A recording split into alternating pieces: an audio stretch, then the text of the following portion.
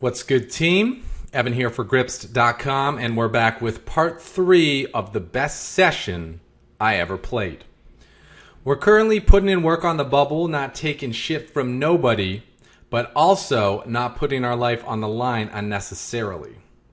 Now, it's time for you to choose your own adventure. You can click on one of the videos on the right side and get caught up on parts 1 and 2, or you can keep watching and see how to cash and crush. Let's roll. So we're on the bubble with 18 bigs, and a lot of people have more chips than us, so we're really not going to be doing too much raising. We're looking for spots where we can get the last bet in, like this one, and just maximize our fold equity and our potential chip up. Now with the A6, 8-6, Starbitch has a few more chips than me, but I don't really know anything about him. I played this tournament most weekends, and I hadn't seen his name before, so I thought he might be a random. So I just limped in, saw if I could get a cheap flop. He let me.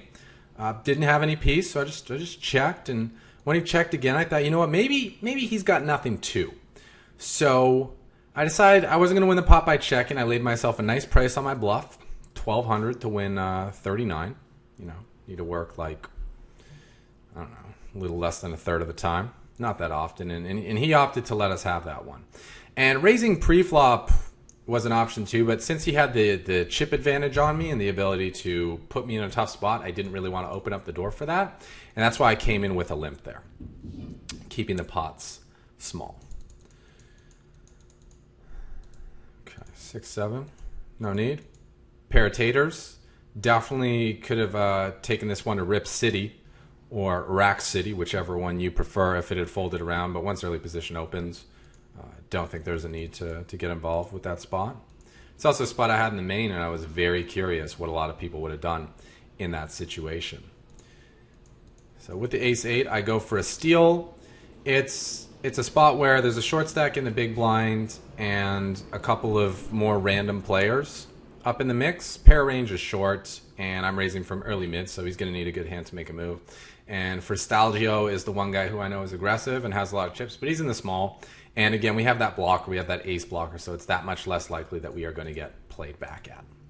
So we get a steal through there, and we're slowly, steadily building on the bubble. But again, not opening the door up to high variance spots.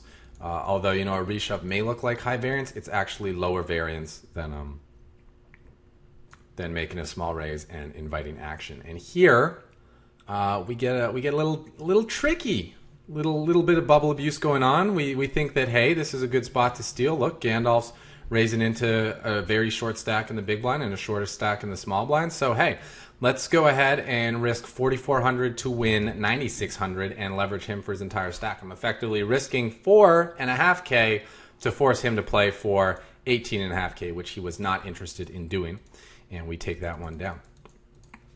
And since I was, not expecting him to ever flat call me there on that stack side, and that, I'm going to fold if he shoves on me, my cards really didn't matter there, and it was purely a stack size play. So here I go with a little more attempted bubble abuse myself, and Starbitch says, you know what, bro, that's not going to happen. He basically makes the exact same play on me that I just made against Gandalf, and you guys can see, even though he's laying me an amazing price, my hand is so garbage because I was just going for a good steal spot that I'm like, nope, all yours, bro. Yeah, so an unsuccessful bubble hand, but we've already had some pretty good results in terms of building our stack on the bubble, so I'm not going to be too disappointed if one of my spots doesn't work out.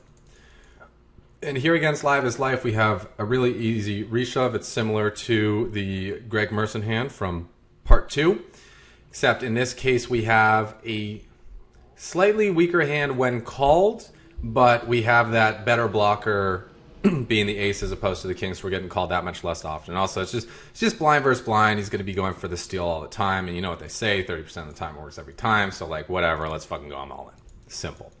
Same story here with the eights. Easy reshove if anyone opens, and when German Baller puts it in for 5 big blinds in the cutoff, we're definitely going to be ahead of his range. He's doing this with any pair, almost any ace, any Broadway, maybe some suited connectors if he thinks we're not calling that much. So we go ahead and isolate, and we're in very good shape and hold. See, I mean, It's only 30%. So that means 70% of the time it works for me. So, you know, there's two sides to that saying, and they're both fun because they both involve you winning big pot. All right, we don't need to see their hands. We don't care about their hands. We're focused on Gripst and Team Gripst and how my man Gripst gets stacking. And this is one of the ways that he does that. It's simple bubble abuse going on here. Yeah, it's a lot of chips to be risking. If you look, it's like 17 big blinds or so, 18 big blinds. But he's just calling so rarely because he has a stack that he's going to cash with a good amount of the time. We're looking at a 13% effective chip up, 8% chip up total, and I'm just fine with it. I think we're almost never getting called. And by just going for the shove, we don't give him the opportunity to do anything. It's just like, did you wake up with a hand? No? Okay, I'm taking this pot. Whereas if we'd gone with a smaller size, he doesn't need to have woken up with a hand. He can make a play like he did to us before or like we did against Gandalf. King, Queen, we go for the open and, you know, we get bubble abused. What can we do? It's the spot we talked about with the Ace-Jack where, sure, he may be making a move on us, but do we want to take, you know, what's it best, like a 60-40 for our life on the bubble when we have a stack that we can do things with? No. We're just going to let this go, and we're happy to raise fold with that hand. We're not going to go to war with Fristaljo. I've talked about how he's aggressive. He just showed us that he's willing to make plays. And actually, that was the literal last hand to get the money, which makes it an even easier fold because I'm happy to lock up them. I think it was about 500 euros for a min cash, actually. It was 2.5 buy-ins, not just the 2 or the 1.5 you sometimes get on Poker Stars. So at this point, we are in the money. And we're also down to the final two tables because this was a small field tournament with 152 entrants and 18 players getting paid. So keep in mind this is the final two tables and that we'll be seeing some more bubble dynamics. We talked about the bubble dynamics for the getting to the money bubble, and now we're going to see the final table bubble dynamics where, you know, we just, it's similar concepts, but we basically take things a little bit more extreme. See, there it is, the Mercenator, getting it done, King 9 suited. Okay, just focusing on our hands now. King Jack suited. We're not going to battle against the bigger stack. We're going to be very selective of who we go to war with here. We have under 20 big blinds. So again, when we play, we want to be willing to play for all our chips. And that's something we're probably willing to do with Ace Jack here. 9-6. No need to get involved with Little Lick. And against Live is Life, we're just happy to isolate with Ace King. And this is actually a really interesting hand. I should take my time and go through it. So when Live is Life makes it min, we have three options. They are not call, raise, fold. They are call, raise small, re-raise all in. Calling invites time to be top one to get involved too and get really good pot odds. And when we have Ace King, although it's a very strong hand, it's not a hand that we want to take multi-way if it's unnecessary. So I think we can rule out calling as the best option. Now, shoving protects us in that it gets, you know, everyone else out of the picture unless they have a premium hand. But what does it do when they have mediocre hands like Ace Jack or even Ace Queen? It allows them to get off the hook with those hands. Whereas if we raise small, which is what I do, we are more likely to get action from those hands that think, you know, we're just trying to isolate him with like King 10 or something and get a good price. When in reality we're trapping. And for the times that we're coolered, well, we were going to get coolered anyway. Because if we just go all in, they're going to call with the best hands. And in this spot, when they go all in, we're still going to call because, you know, we love our Ace King and we're absolutely deading everybody. So the board runs out clean, and Fristaljo kind of falls for our trap. Thought that maybe we were just trying to isolate the under-the-gun player with like 7 players to go through. I mean, I just don't know if I would do that, but a lot of people would. So I can understand his play, but man, that was a lot of chips to risk and to just throw away. But my man got grips, plain and simple. And here with Ace Queen, I don't think that Rena NL1 is going to be getting it in with worse if I 3-bet here. He's also, it seemed like a random player, and with his name NL1, he might be like a smaller stakes player. So I just wanted to flat to keep in his worst hands, and we absolutely plinko this one on the flop. Ready to play for all the chips, certainly. He checks back, and it's similar to the hand from the first one. That means he probably has showdown value, and it is time for us to get paid. But, you know, his showdown value also can't be crazy strong with this type of board, so I don't want to bet too big that I let him off the hook. So I go about 40% on the turn, and on the river I go 50% pot, which I think is, you know, enough of a price that he's going to be calling with pretty much all the hands that he was checking back to get to showdown. But if I went a bigger size, like 75 or 80% pot, he might think twice about it. The other thing is, you know, it's great pot odds for him, 3-1. It's also a very small percentage of his stack. You know, it's less than a fifth of his chips, which makes it really easy for him to call with ace king. And, you know, he decided he was showing it down and he had to stick with his plan, but silly Renan didn't know that chips are for kids. So now, I believe we were the chip leader of the tournament. It was nice to get that early Christmas present from Fristaljo, and then, you know, just get the perfect board against Renan. And it was also smart that we didn't just 3-bet and be forced to get it in with that ace queen, or be forced to 3-bet fold with that ace queen, because that really would have put us in a crappy spot. And here with this ace queen, I decided that I wanted to take the initiative, and that I was fine to fold if he's never 4-bet bluffing, if he's only 4-betting for value.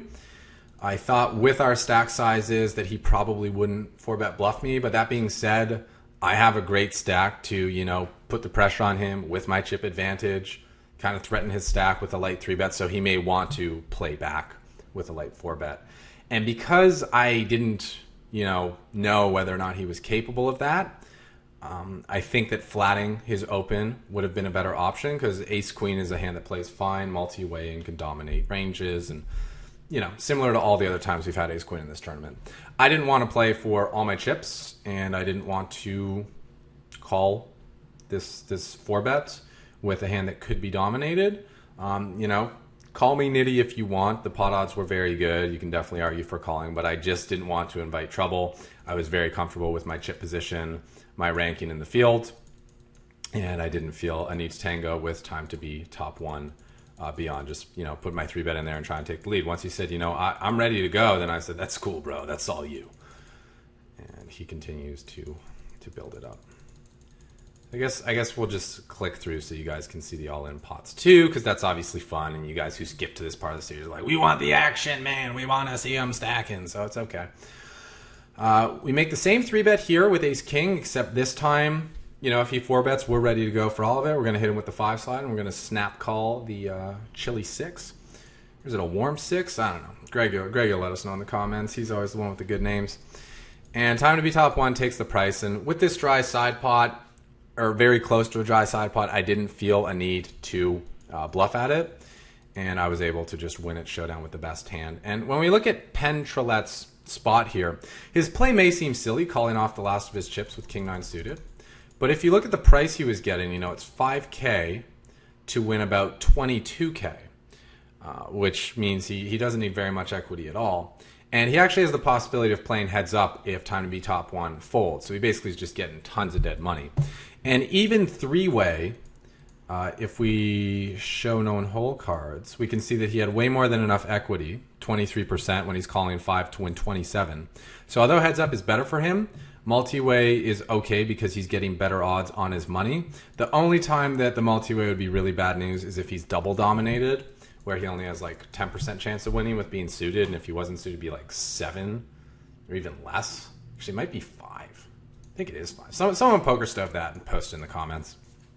I'll let you guys have a little bit of contribution to this series. Show that you guys got the skills to pay the bills. So we just, you know, max pressure here. It's a profitable shove, and I didn't want to induce against Starbridge because we did see he was capable of some moves. And again, this is the final table bubble. At this point, there are probably between 13 and 11 players remaining. So no one wants to go out now, which means as a chip leader, I can really, you know, swing it and apply the pressure. And that's what I'm doing when I'm making these raises with king 6 offsuit and king 8 offsuit is just applying. And I could have raised the jack 9 offsuit as well, But I would have been raising into the one guy who has me covered and who can, put me to the test, which is not what I'm looking to do when I'm in second place chips. I'm looking to put everyone with less chips than me to the test while steering clear of all that myself against the other players. So again, being very aware of who I'm going up against in each pot and being very selective of the hands I play. And pair of nickels, big dog pocket fives, the old .comer, that's a hand that I'm willing to play and I'm all in. Keeping it simple, not getting fancy. I'm pretty sure we can go all in with this one too. Suited 100% we can shove. But we can also raise fold, having a blocker here. We'll see what I opt to. I just went with the shove. Kiss. Keep it simple, stupid. That's usually the best thing to do when dealing with all kinds of things. We like to get fancy. We like to get over creative. We like to get over involved in a lot of things. And often the best decision is the simplest one. The best product will be the simplest one that just makes the most sense. So yeah, and the best game plan, the best line is usually just the most simple and straightforward one because it works. And that's why it's, the simple line, because it's been figured it's the one to go with.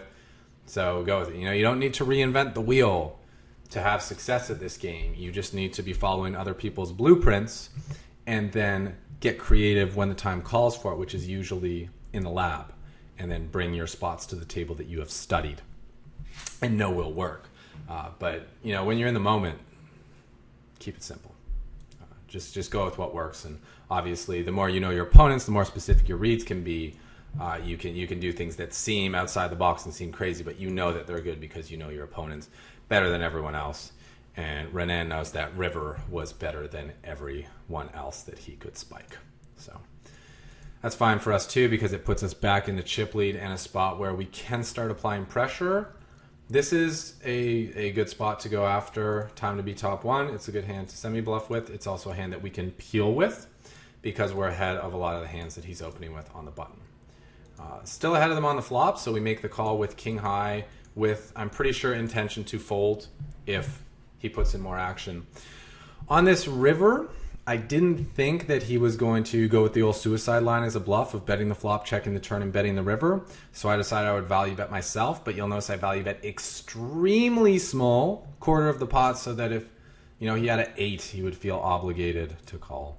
And if he had an ace, I lose the minimum amount of chips because he's not going to raise with that ace, but he's going to call 5,000 the same he would call 10, the same he would call 15. So I'm cutting my losses when I'm beat, and I'm giving myself the slightest chance of a possibility of getting some gains when I have the best hand, because you got to get them gains, man. It's all about them gains. All right, Akon and Young Jeezy definitely opening. Foshizi.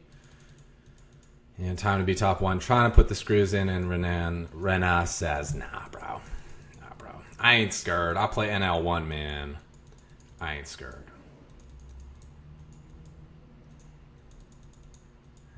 Looks like we slow down a little bit, but that's okay. You don't always have to be the one who's doing all the work. You can either let the other players do the work sometimes, especially when you have a comfortable chip position where you're going to go into that final table with a good enough stack to have the opportunity to make top 3, because that's where the money is. The other thing you can do is just wait around for the cowboys to come out and decide to do that work for you, or maybe the ladies, or maybe the Hotas, or maybe American Airlines can do some work for you. It's okay to be patient sometimes too. And from what we've seen from Rena, he's not taking any shit. He told the mother suckers that he ain't never scared. So I want to give him the opportunity to show Gripst that he ain't scared. He's already asserted himself for time to be top one. And, why not assert himself to the other big stack of the table? So that's why I opted to 3-bet this hand. And my man Renan totally went for it.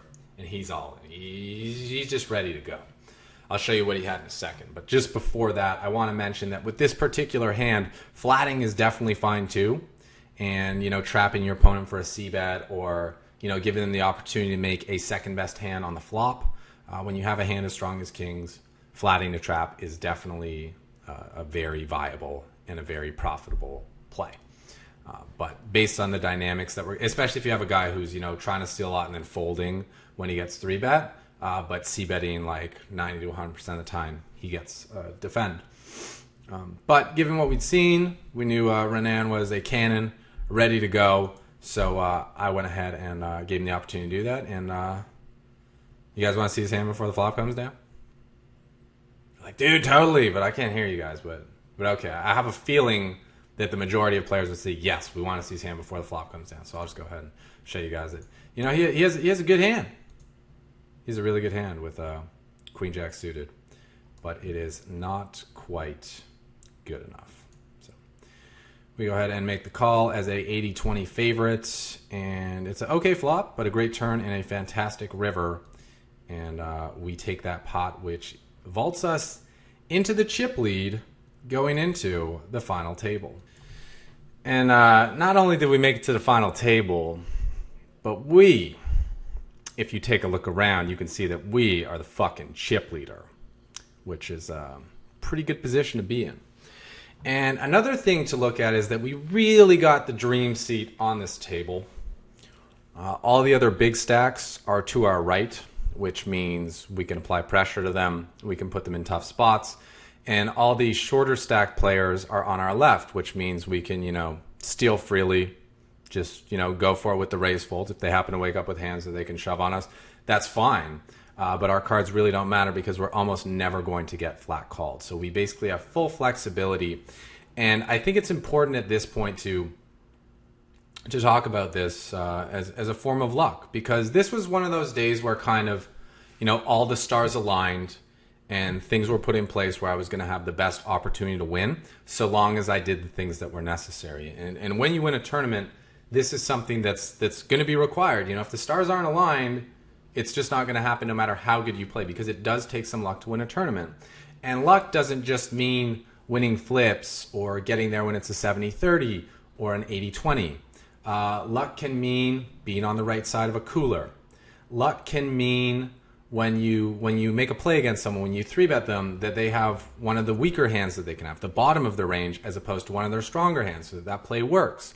Luck can mean that when you make a hero call on someone, they happen to be bluffing in a spot where they just as easily could have had a real hand, and that, when you're taking your odds, that the math is in your favor. You say, this play only needs to work 1 time out of 4 to be profitable, and it happens to be 1 out of those 4 times. Another form of luck is table draw. If you get a soft table, it's going to be a lot easier to build a stack, build chips, and put yourself in a position to use those chips later in the tournament. If you get a tough table draw, you might have to sit on your hands and not do too much of anything. So it's important to respect your table draw and incorporate your strategy and adjust your strategy accordingly to that. But it's also important to be thankful and appreciate when you do get put in a situation like this and recognize, hey, this is a chance where I really have an opportunity to do something good and make some magic happen if the cards cooperate. So I'm going to do the best I can to capitalize on this good fortune and this good opportunity that has come my way. So you see, we have the biggest stack and we have position on all the other big stacks to our right and all the short stacks to our left. So it's a beautiful spot to be in. And you'll see that we do go ahead and make the most of it and play accordingly. I've told you to be very aware of, who's in position, who's in the big blind, especially who's on the button, what the stack sizes are. And looking at all those things before you just say, oh, well, hey, I got a pair of deuces. I definitely want to play this hand. Or hey, I got, 10-7 suited. That's one of my favorite hands. Like, I got to get in there.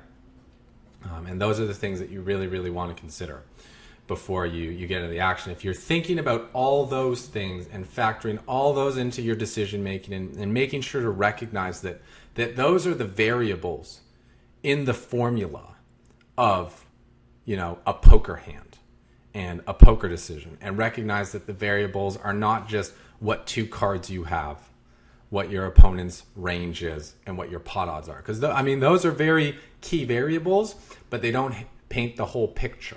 And the more variables you can kind of intuitively add to your formula, the better. Like when you're playing live, if you can tell if someone's fatigued or energized, that's going to factor in. If you can tell if they care about the money, or if there's some billionaire that doesn't care about this daily tournament or this 10K tournament, that's going to make a big difference, because, it's going to determine how much fold equity you have and how much fear equity you have.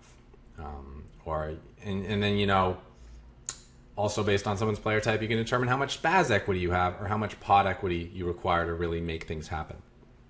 So I wanted to just touch on that before we get into this final table, because all these things are extremely important to playing good poker. Poker is a very dynamic game. Tournaments are an even more dynamic game with more factors going on than cash games. And he who is most in tune with those factors and who is able to manage themselves the best and be aware of the image that they're projecting and how other people are perceiving them and how they're going to react to the plays that he or she makes is the player who is going to be the most successful and who is making the most money in the long run. So I'll go ahead and let you know the things that you want to know, which are the payouts for this final table. And then we'll get into the action. So 9th place in this tournament pays 750 euros. 8th place is 900 euros, so very small jump there, less than a buy-in. 1.2k euros for 7th, which is a 1.5x jump.